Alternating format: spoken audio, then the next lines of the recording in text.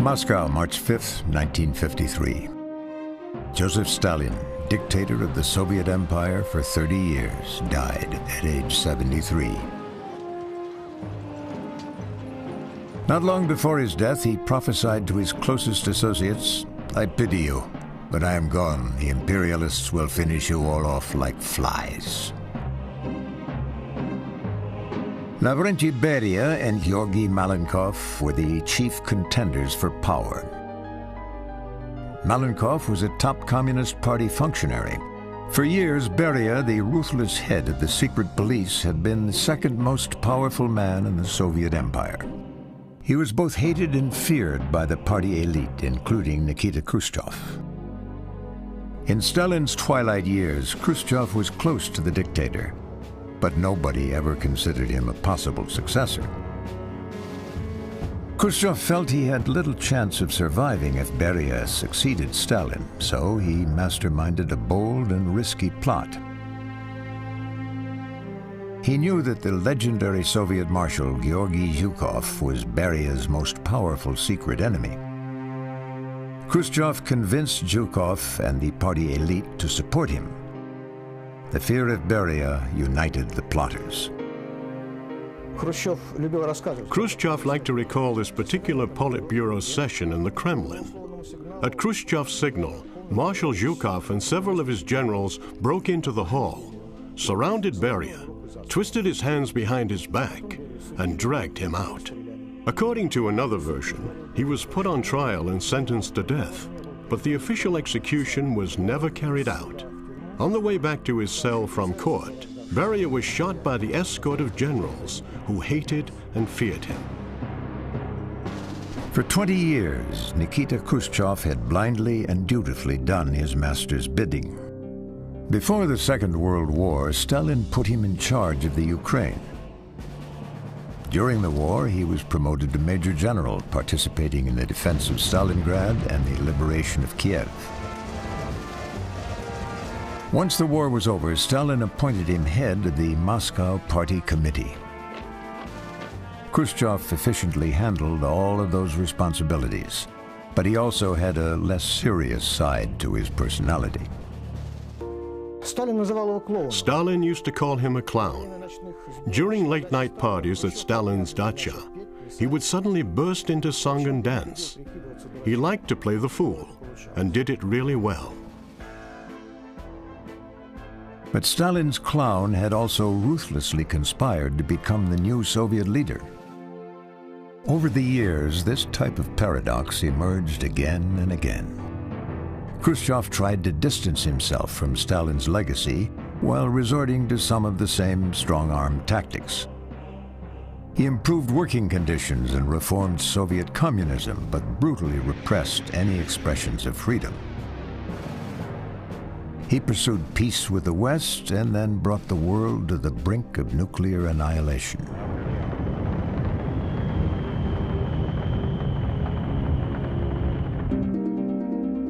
It came as a total surprise to foreign leaders when Khrushchev disposed of Lavrentiy Beria and seized the reins of power.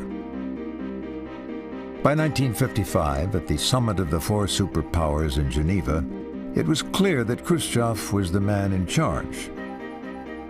On this world stage, Khrushchev knew he had to rely on intelligence to outmaneuver his international rivals, just as he had used inside information to gain power within the Soviet Union. Khrushchev attached an enormous amount of importance to intelligence gathering. Khrushchev received a foreign intelligence briefing every morning. It was given to him in the form of raw intelligence collected by KGB agents from around the world. Khrushchev was very interested in the psychology of the leaders that he was interacting with.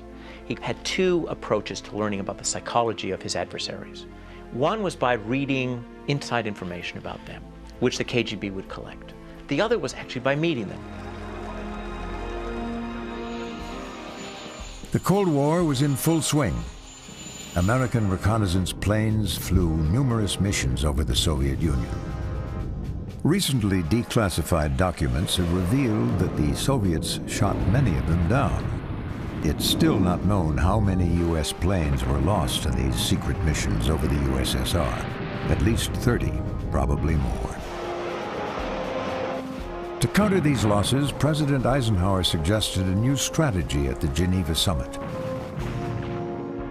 He proposed his Open Skies plan, which would legally allow both countries to fly over the other's territories. But the U.S. also had another agenda. They needed some kind of a PR gesture to deflect this impression that they came empty-handed. One of Eisenhower's advisors on public relations came up with this idea of open skies, and, you know, it worked. So it was like, okay, it's a nice propaganda gesture, but if the Soviets agreed, nobody expected they would agree. But if they agreed, it would be a great intelligence opportunity. Khrushchev knew too well that U.S. leaders were quite open with the American public about their military arsenal. It was the Soviets who had secrets to guard. Khrushchev's first reaction was it was a blatant attempt to spy on the Soviet Union, and he was right.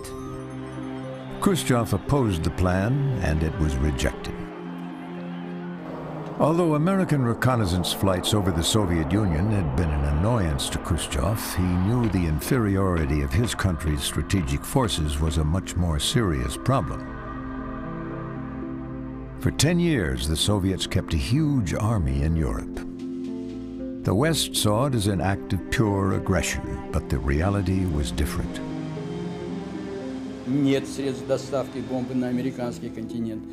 We had no means to deliver a bomb to the American continent.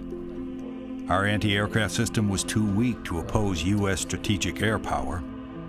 We needed something to counter a possible nuclear blitzkrieg, so we kept our armies in Central Europe.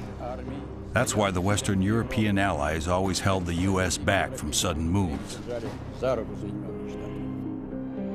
Many Soviet officials pushed for development of their own force of long-range bombers. But Khrushchev had another plan. Secrets of War will continue in a moment here on the History Channel.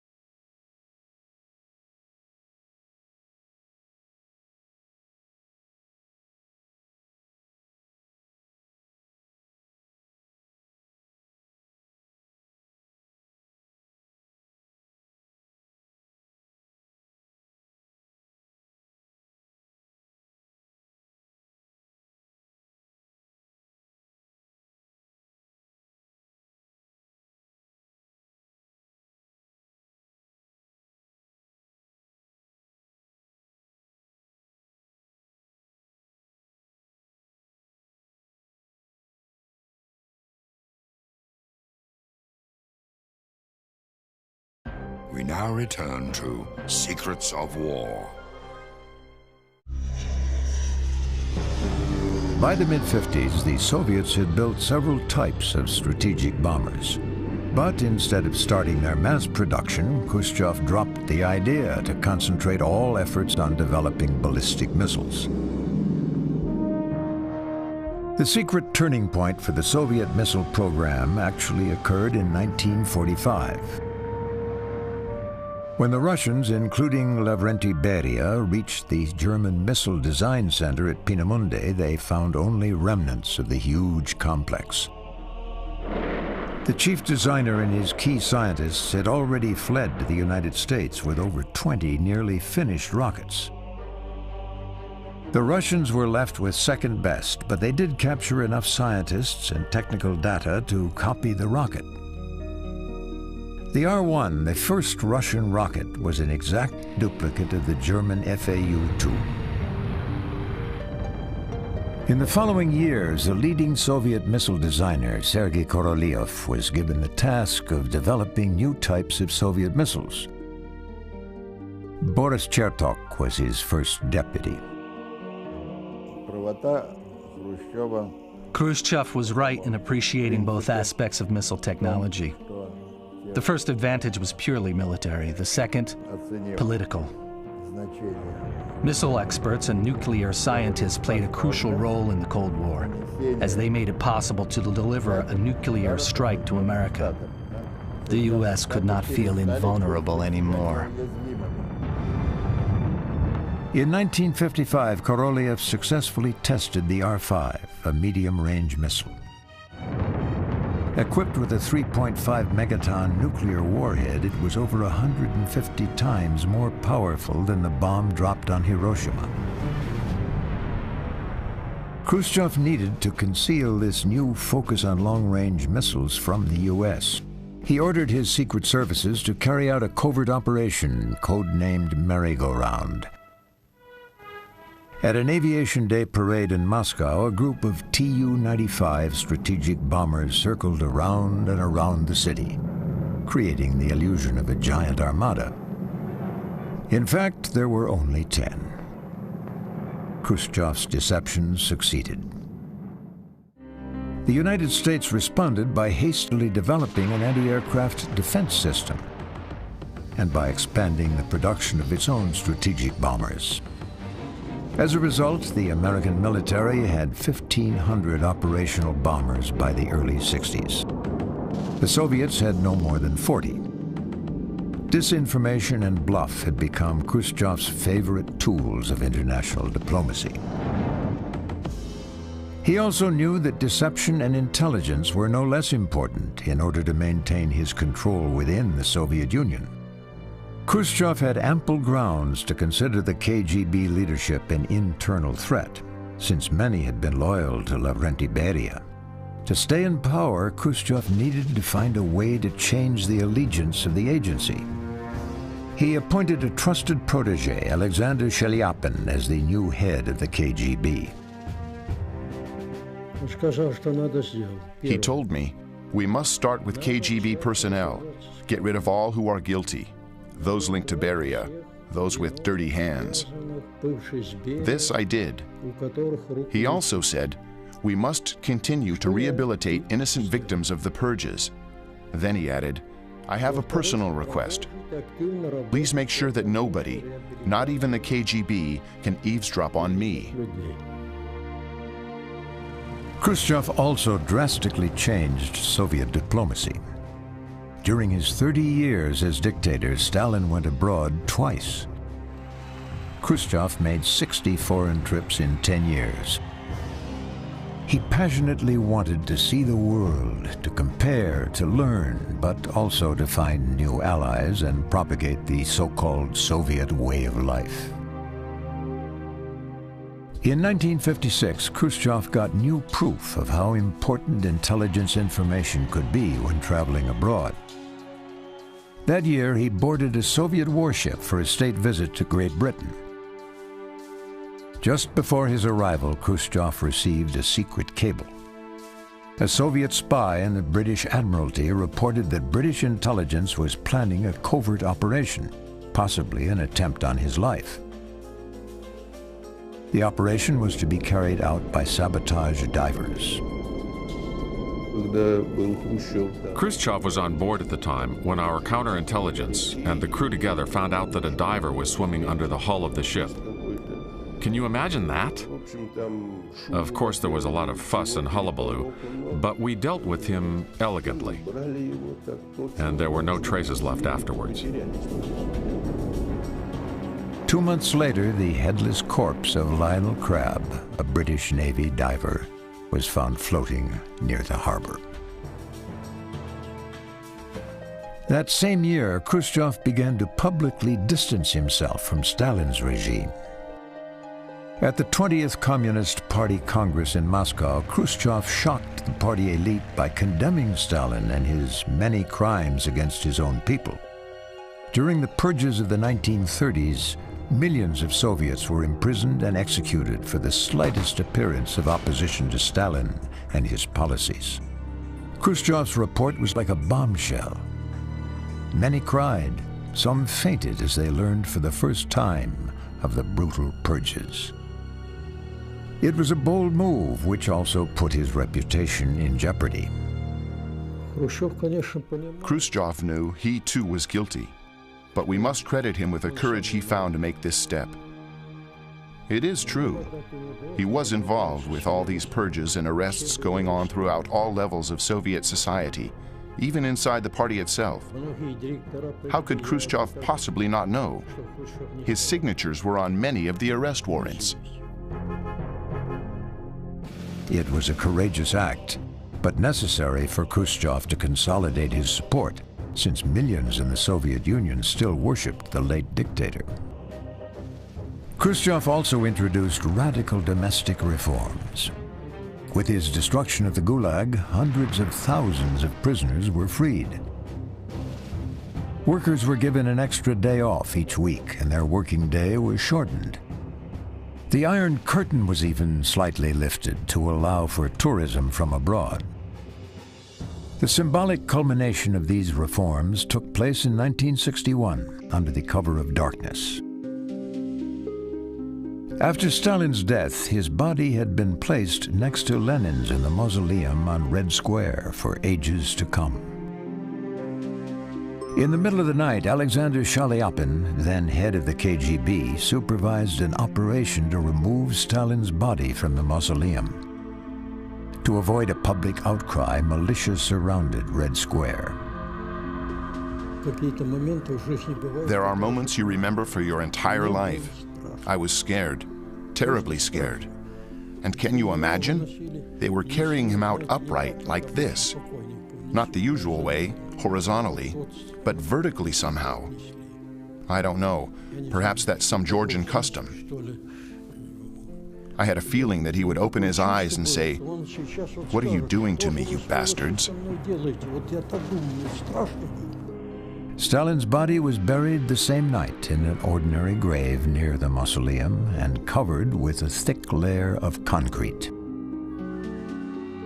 Khrushchev's anti-Stalinist campaign had changed the face of world communism, but citizens in the satellite countries of Eastern Europe would soon learn firsthand that his reforms did not translate into freedom.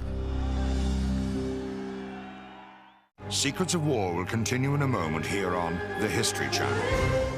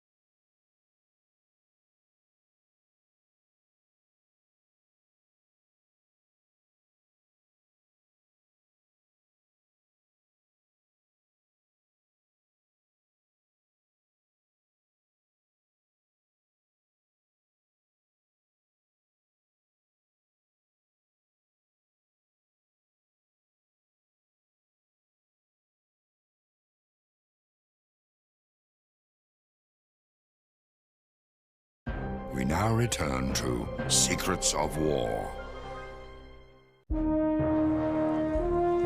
Hungary, 1956. In the autumn, many citizens saw Khrushchev's anti-Stalinist reforms as an opportunity for greater personal freedom.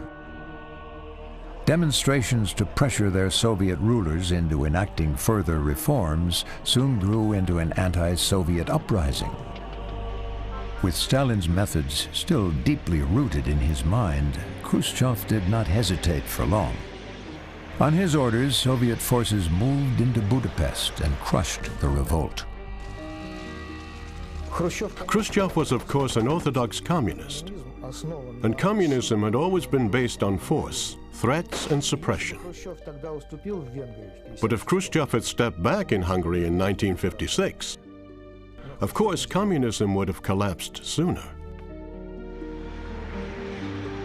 The international community saw this use of force as a show of strength, but Khrushchev's rivals within the Soviet Union considered it a sign of weakness.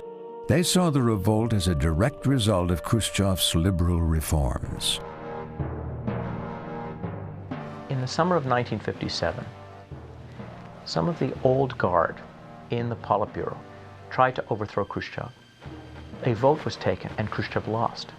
In order to save his position, Khrushchev decided to convene a meeting of the Central Committee of the Communist Party of the Soviet Union, and for there to be a vote at that meeting.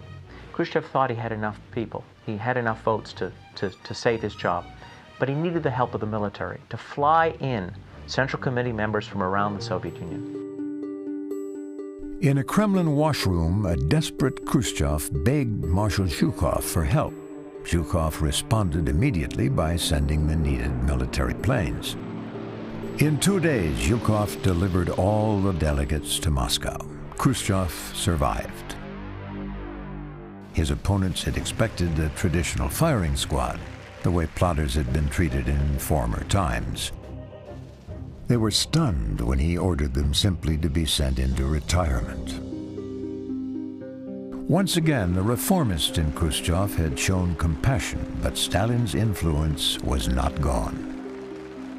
After defeating his opposition, Khrushchev became increasingly concerned about his powerful ally, Marshal Zhukov. He relied on Marshal Zhukov, who had been the liberator of Berlin, a man so powerful that Stalin had feared him. Marshal Zhukov, who was then defense minister, participated fully in helping Khrushchev save his job. Khrushchev was grateful to him and realized he owed Zhukov quite a bit. In the Soviet system, this kind of obligation was dangerous. In October 1957, Khrushchev sent Zhukov on an unofficial visit to Yugoslavia. Meanwhile, he summoned the military and chose a new Minister of Defense, Rodion Malinovsky. When Zhukov returned, he was forced to retire. Zhukov was staggered by Khrushchev's betrayal. Having arrived at his dacha, he called Khrushchev and asked, "Nikita, please explain what's happened." Reportedly, all he heard in response were loud and violent curses. Earlier that same year, missile designer Sergei Korolev began test flights of the R-7, the world's first intercontinental strategic missile. The R-7 was designed to carry a payload of several tons, more than 6,000 miles. The first several tests failed.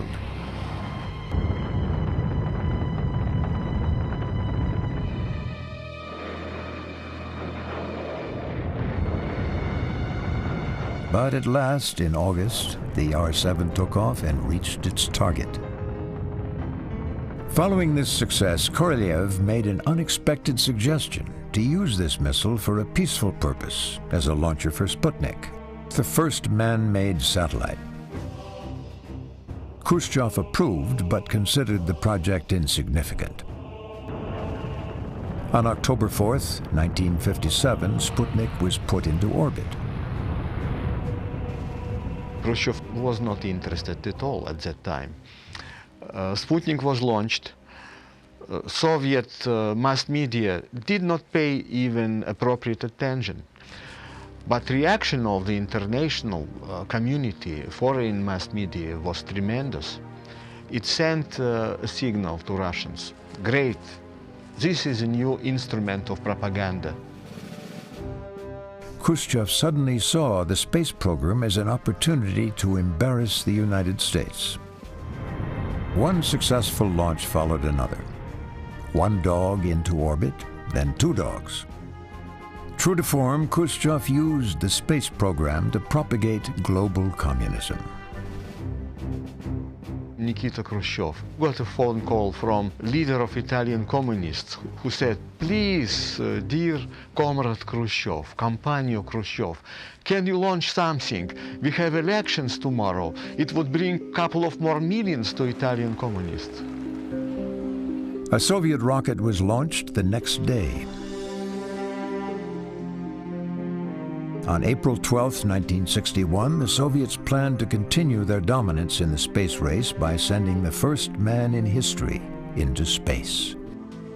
The cosmonaut chosen for the job was Yuri Gagarin. Khrushchev and members of the Soviet space program knew the operation could be either an incredible triumph or a ghastly failure. Not long before Gagarin's flight, an unmanned rocket designed by Korolev had exploded just before liftoff. More than 200 ground personnel died. No information about this tragedy was published at the time. Most of all, we feared that we would not be able to bring him back to Earth. Can you imagine if our Soviet cosmonaut was dying in space with the whole world watching? It would be impossible to conceal it.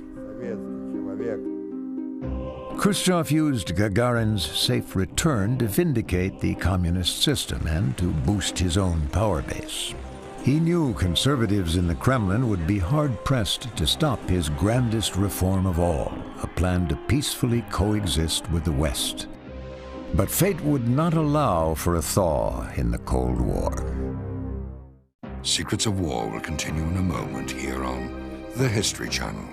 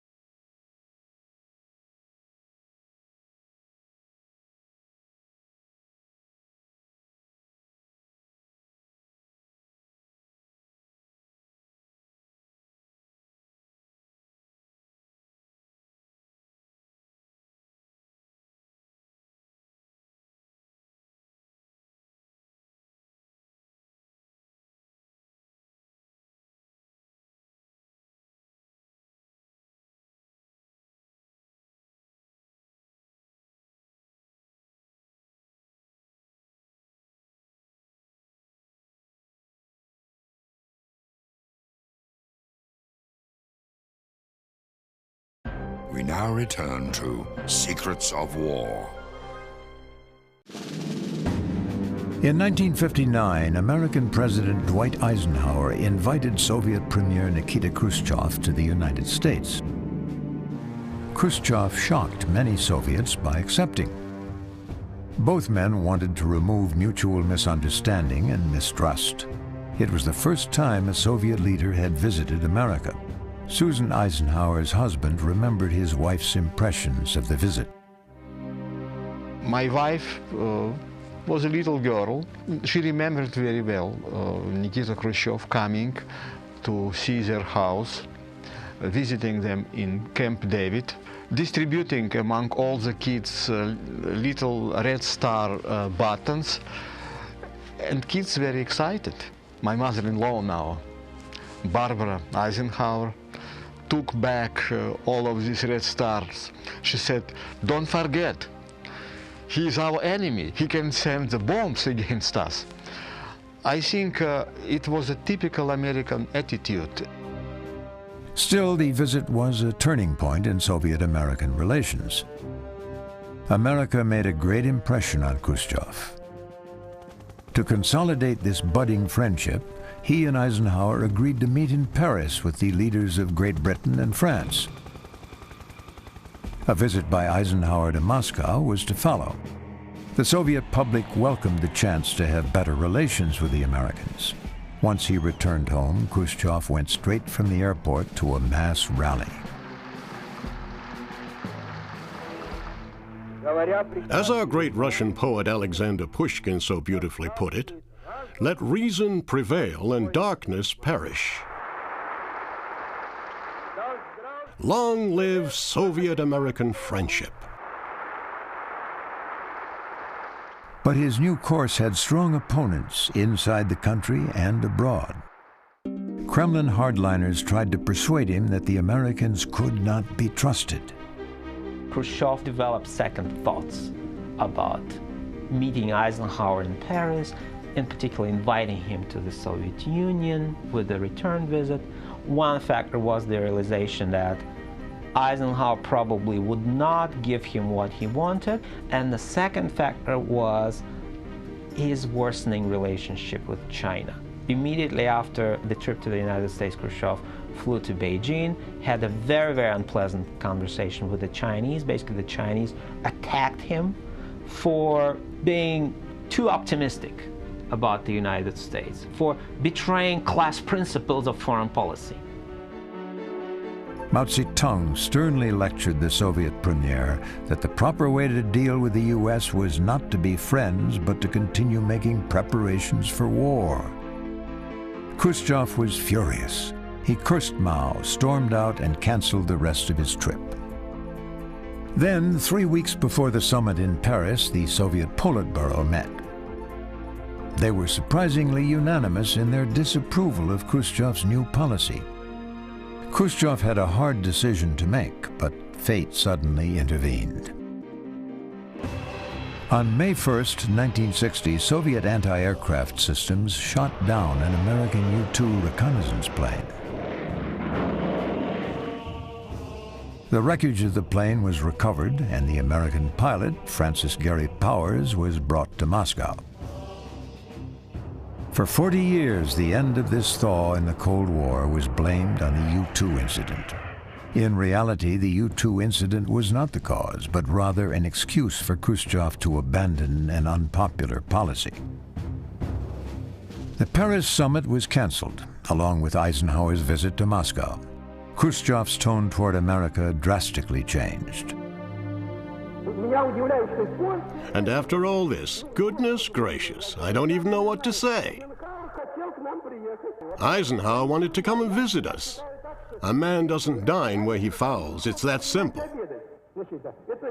The president fouled in the Soviet Union, and now he wants to come and have dinner with me? Khrushchev continued his confrontational behavior against the West by disrupting a United Nations session by pounding on the podium. That same day, Khrushchev and the new Cuban leader Fidel Castro met for the first time. The Soviet leader was now anxious to develop a thorn in America's side. A year later, in June 1961, Khrushchev met the new American president, John F. Kennedy, in Vienna. It was just 2 months after the failed American invasion of Cuba at the Bay of Pigs. He decided that Kennedy was a weakling when he went to Vienna, and Kennedy seemed to be attempting to appease him and to be a buddy of Khrushchev's. And then, of course, we had the Bay of Pigs. And I think that these two elements lured Khrushchev into believing that he could intimidate Kennedy consistently. In addition to Khrushchev's feelings about Kennedy and the increased tension from the Bay of Pigs, several events during the preceding years also helped put the world on a path toward nuclear war. The stakes started to increase in 1957 when NATO decided to deploy U.S. nuclear missiles in Britain, Italy, and Turkey. It was one more strategic threat for the Soviet Union. Yes, American missiles were positioned in their country. These new missiles in Europe were capable of reaching targets in our territory in 8 to 10 minutes. We did not have anything like that. We could threaten Britain and France, but there was no way we could threaten the United States. In 1993, declassified files revealed the initial plans for a Soviet response. A top-secret project was presented to Khrushchev in 1959. 30 artificial islands capable of launching nuclear missiles were to be built in neutral waters around the territory of the United States. The missiles would be able to reach U.S. territory in 3 minutes, giving the Soviets a real first strike advantage. Ever since the U-2 incident in May 1960, Khrushchev had demonstrated a willingness to intimidate and threaten the United States. But he knew the presence of these islands would be too provocative and eventually rejected the project. Instead, he turned his attention to the island nation of his new ally, Fidel Castro, 90 miles south of the U.S. Khrushchev masterminded a plan to place a large Soviet military force on Cuba. The key elements of this arsenal would eventually include medium and long-range nuclear missiles and nuclear-equipped bombers. These weapons would be able to deliver atomic strikes anywhere in the United States. The entire buildup was to be shrouded in secrecy. Él предлагал From the very beginning, Fidel said, let's announce that there is a treaty between Cuba and the Soviet Union, under which the Soviet Union is bringing troops to Cuba. But Khrushchev would not agree. He said the Americans would find a way to prevent us from doing this. By the way, it was this very secrecy that scared the Americans. According to the Soviet plan, all preparations were to be completed by October 25, 1962. At that point, the local commander would send a coded transmission to Rodion Malinovsky, the Soviet defense minister. Rodion Malinovsky said to me, when everything is ready and the missiles are deployed, send me a cable with the phrase, the sugarcane harvest is going well.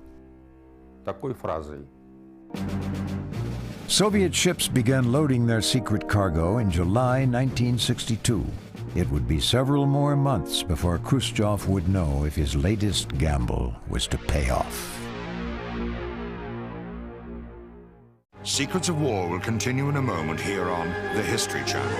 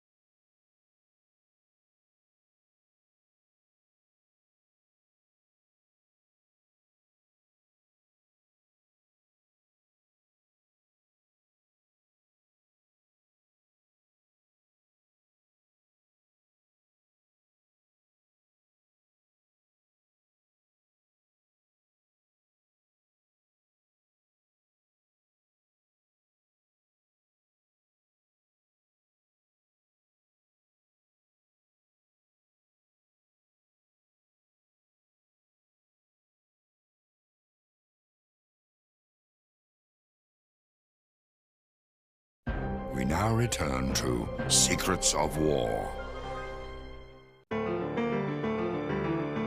In July of 1962, workers secretly loaded military equipment and weaponry onto ships in 5 different Soviet ports bound for Cuba. Agricultural equipment was also included in order to deceive enemy reconnaissance aircraft. In addition, 42,000 soldiers and technical personnel made the long journey. All of the ships reached Cuba without a hitch. Once on the island, all major movements of troops, equipment, and launch site constructions were carried out at night and were camouflaged during the day. On October 14th, an American U-2 reconnaissance plane took a few dozen pictures in the area of the Cuban town of San Cristobal. The pictures showed intercontinental missile refueling stations, trailers, and missile cases left in the open by careless Soviet troops. On October 16th, Kennedy received the startling report. The nuclear showdown had begun. Soviet intelligence had not been able to determine if the Americans were aware of the missiles. But on October 22nd, it became clear as President Kennedy revealed their existence to the world. I call upon Chairman Khrushchev to halt and eliminate this clandestine, reckless, and provocative threat to world peace. He also announced a naval blockade of Cuba and promised to invade the island if the missiles were not removed. In Moscow, Khrushchev called for a special meeting. Khrushchev urgently called the Politburo members for a meeting. We all gathered in the Kremlin and were waiting for him. He came in alone, upset, and red as a lobster. He said, "Comrades, Lenin's legacy is lost. Some of you already know and some don't. We have brought our missiles to Cuba as agreed with Comrade Castro, and President Kennedy has just sent us an ultimatum to remove our missiles from Cuba immediately." Khrushchev worried that a catastrophic chain of events might be put in motion, one that even he could not stop. He said, "If they attack Cuba, we'll answer. That's what makes it all so tragic." The most dangerous day of the 20th century was October 22, 1962. The Soviet leadership considered using tactical nuclear weapons. If the United States had opted for an invasion of the island of Cuba as a response to the detection of the nuclear missiles, that day, we might have had nuclear war. For 5 days between the 23rd and 27th of October, Khrushchev and Kennedy feverishly exchanged messages. First, Khrushchev denied the Soviet military presence on Cuba in an effort to buy some more time. When he could not deny it any longer, he turned to his preferred method of diplomacy, threats. He wrote to Kennedy, "We will have to take all measures required to protect our rights. We possess the means to do so." Preparations for war began throughout the Soviet Union. The long-awaited launch of a Soviet space probe to Mars had been scheduled for the 25th of October. Our rocket was to launch an automated probe to Mars. It was already on the launch pad and we were ready to go. Suddenly, we got an order from Moscow to remove the space rocket from the site as World War III was about to begin. We got an order to prepare for a launch of an almost identical R-7 missile. But now, it was to be equipped with a nuclear warhead and aimed at America, who would need a mission to Mars when World War III was about to begin. Khrushchev demanded exact intelligence reports on Kennedy's intentions, including dates of possible attacks and forces to be engaged. It was the golden moment for the KGB and military intelligence to provide sufficient evidence on American plans. Would they invade Cuba or not? Well, we can say that everything depended on this answer. Khrushchev didn't get any sufficient evidence. In contrast, the CIA was able to gather critical information. In the intelligence battle, the United States won because it detected what was going on very quickly because of the pattern of deployments for intermediate-range ballistic missiles. If the Soviets had been more clever and more capable of deception, they would have varied that pattern, and it would have taken us much longer to detect what they were doing, and as a consequence, they might have had operational missiles by the time that we discovered it, and that would have changed the context dramatically. On October 26, the American preparations for the invasion of Cuba were complete. The Pentagon waited for Kennedy's orders to launch an airstrike and to land troops from air and sea. That day, Khrushchev received a message from Fidel Castro informing him that the attack against Cuba was due to begin in the next 12 to 72 hours. A few hours later, Khrushchev received a report. Soviet anti-aircraft systems had shot down an American U-2 above Cuba. It is still unknown who issued that launch order. Events were spiraling out of control. As an American invasion of Cuba seemed more and more imminent, Khrushchev realized he had to back down. Despite his long-time emphasis on missile production over bombers, the U.S. had 300 long-range missiles, the Soviet Union only 20. Khrushchev informed Kennedy of his readiness to start removing missiles from Cuba in exchange for Kennedy's promise not to invade Cuba and a commitment to remove American missiles from Turkey. Khrushchev gave orders not to encode the message, but to broadcast it immediately as open text on Moscow radio in order to get the word out as soon as possible. Late in the evening of Saturday, October 27, 1962, a high-ranking messenger rushed the text from the Kremlin to the radio station for broadcast. The messenger ran into the station's elevator and pushed the button. Suddenly, the elevator stopped between the floors. It was stuck. The messenger started shouting and pounding his fists against the wall. There was nobody to help him since the local repair team was on its day off. He sat helpless, fearing that a nuclear strike would destroy Moscow before he could deliver the message. Finally, an emergency team was summoned. The elevator was repaired and the text of Khrushchev's offer was transmitted to the States.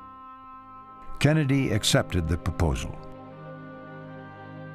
Khrushchev had brought the world to the brink of nuclear war, then pulled back.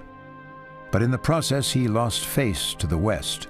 For Khrushchev's rivals within the Soviet Union, it was yet another challenge to his leadership. In October 1964, he went on vacation. Meanwhile, his Kremlin associates made a secret decision. Khrushchev had to go. Leonid Brezhnev was one of the few men Khrushchev trusted, but it was Brezhnev who led the coup. When Khrushchev returned to Moscow, his associates confronted him with a long list of accusations. They blamed him for weakening international communism, for his shameful retreat from Cuba, and many other so-called crimes against the Soviet Union. They voted unanimously to send Khrushchev into retirement. Alexander Shaliapin kept notes of the meeting, including Khrushchev's blunt response to the charges leveled against him. Khrushchev said, "Today you covered me with shit. Okay, I accept it. Now when I am leaving the stage, I want to tell you all, I am not going to fight you or throw dirt at you." Khrushchev considered the fact that he was exiled instead of executed to be one of his proudest achievements, the sign that at least some of his reforms had taken hold. The colorful man who'd been at the center of some of the greatest showdowns of the Cold War retreated into the background. Khrushchev lived a surprisingly quiet life until his death in 1971. His bold initiatives toward both peace and war made him one of the most influential yet least understood Soviet leaders of the 20th century. He fought against Stalin's influence, but he couldn't defeat it in his own mind. He reformed Stalin's secret police, and he trusted intelligence reports, but often ignored them. He acted on his own will, and he passionately wanted peace, but pushed the world to the brink of nuclear disaster. He was an orthodox communist, but he was also the first Soviet leader to start the destruction of the communist system. Had events unfolded differently on just a few occasions, Nikita Khrushchev might have been known by the West as a peacemaker in the Kremlin who helped end the Cold War. Instead, he is often remembered as a bullying antagonist who almost brought the world to an end. A final contradiction for a man whose legacy is as much a paradox as was his life.